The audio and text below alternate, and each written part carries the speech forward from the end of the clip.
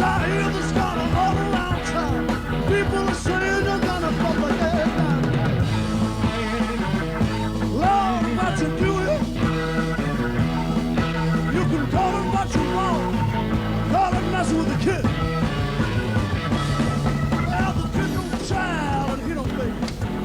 You see what he mean and he may say.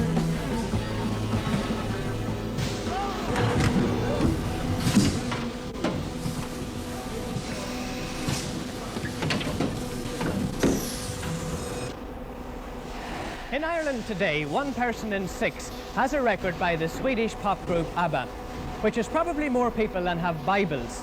That's the impact pop has. Last year in Britain, there were almost 3,000 single records released. Each one of them hoped to be a hit, but only 340 of them were, which meant that 2,500 of them were never heard of again. That's the kind of cutthroat business selling pop records is.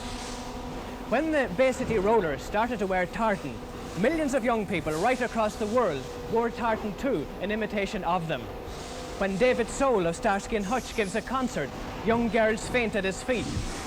When punk rock groups like The Clash or the Sex Pistols perform, the hundreds of unemployed young people who go to their concerts and listen to their songs know that those songs are the story of their lives, because this is a pop generation. But it's not just the young people of today who are fed on the dreams of rebel pop stars. For the first time, we now have grandparents who listen to and dance to the sweaty rock and roll of Bill Haley and Chuck Berry in their youth. For the first time, we now have parents who are themselves Beatle maniacs. We now have 3 generations who are fed on the pop culture. And we still haven't come to terms with its influence. Voices I hear that's gonna all around town. People are saying they're gonna pop their head down. Lord, what you doing? You can call him what you want. Call him Messin With The Kids.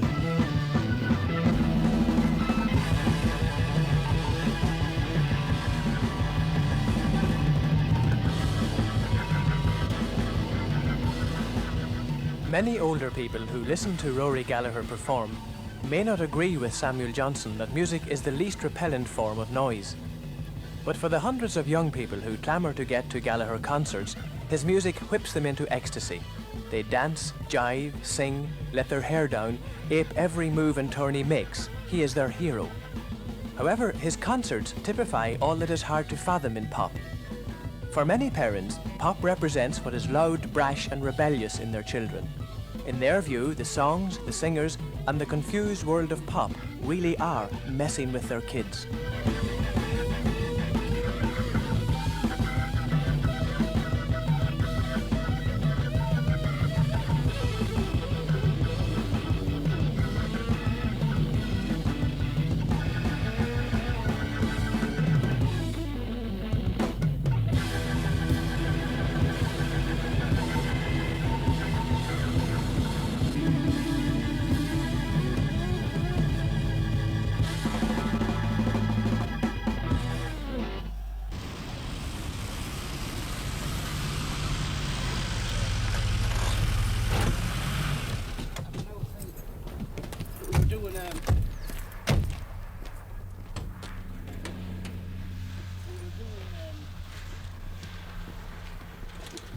The making of a pop star is a tricky business. The casualty rate is high.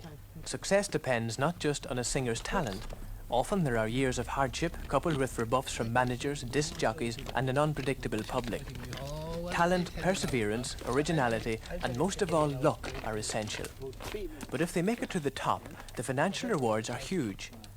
Joe Dolan is an Irishman who has become a major star in almost every country in the world. Without moving his base from his native Mullingar, he has had 10 million-selling records worldwide. Joe Dolan is a household name among young people from Brazil to Borneo. After 10 years in the business, he can afford to lead the good life and enjoy the trappings of success.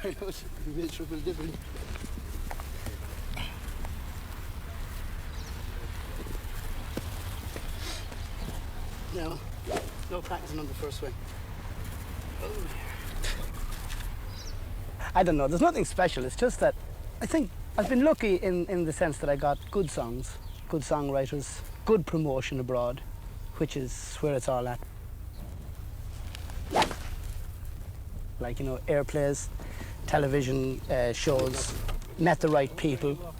It's all about that. Now and again we get checks from part of the world that we've never even heard of, and you're trying to figure out what the hell is this for, and they say it's for record sales or something, or you know, whatever.